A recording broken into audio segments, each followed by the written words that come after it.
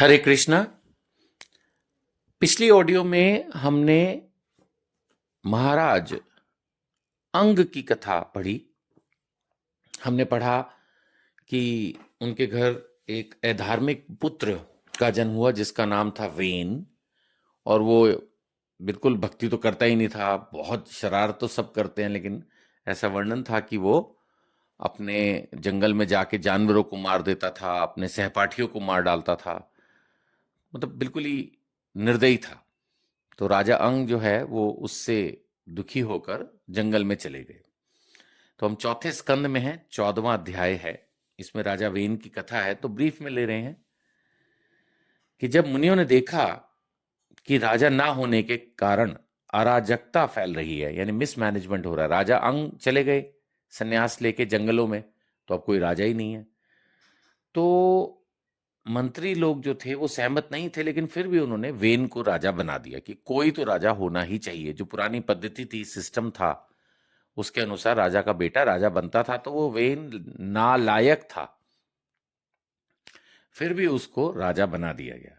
लेकिन जैसा वो था वो वैसा ही रहा, सुधरा नहीं। वह अभिमानवश महापुरुषों का अपमान करने लगा। उसने यज्ञ दान हवन आदि बंद करवा दिए। अब ये तो बहुत प्रॉब्लम हो गई। मैनेजमेंट पहले से भी और खराब ही हो गया बजाय सही होने के। तो ऋषि मुनि फिर से इकट्ठे हुए, अपने निर्णय पर पछताने लगे कि तो उसको गलत ही बना दिया। उन्होंने सोचा कि चलो इसको समझाते हैं। जब उसको समझाने की कोशिश की राजा वेन को, तो उसने बोला कि तुम लोग मूर्ख हो, सब कुछ छोड़कर मेरी पूजा करो। ऐसा होता है, बहुत सारे पावरफुल लोग ये सोचते हैं कि किसी को किसी चीज की जरूरत नहीं है। लोग वो ये सोचते हैं कि लोग बस उनसे जुड़ना चाहते हैं। वो खुद को एक छोटे भगवान के रूप में देखते हैं। अब आज सपोज मैं ही किसी को बोलूं कि आप मेरे को धर्म के प्रचार में मदद करो, भगवान तुम पे कृपा करेंगे, तो उसके मन में यही आएगी कि भगवान छोड़ो, तुम मुझसे क्या कृपा चाहते हो, मैं तुम पर क्या कृपा करूं ये बताओ। तो ऐसा भाव बड़ी जल्दी आ जाता है मन में। हम खुद को पावरफुल समझने लगते हैं।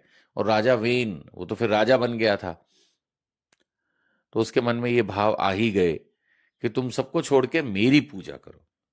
खैर, ऋषि मुनि पुराने जमाने में उस समय पवित्र होते थे, पावरफुल होते थे, तो उन्होंने शाप दे दिया और उसको मार डाला।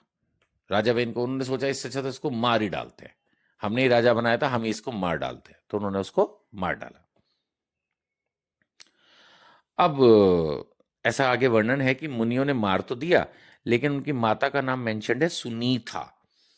वो माता सुनीता मंत्रों के बल से अपने पुत्र की शव की रक्षा करने लगी। इसकी भी कुछ रेलेवेंस अगले अध्याय में आएगी।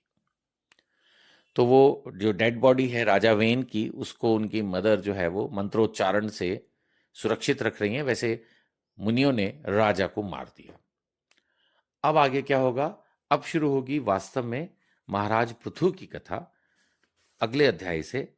तो वो हम करेंगे अगली ऑडियो में। हरे कृष्ण।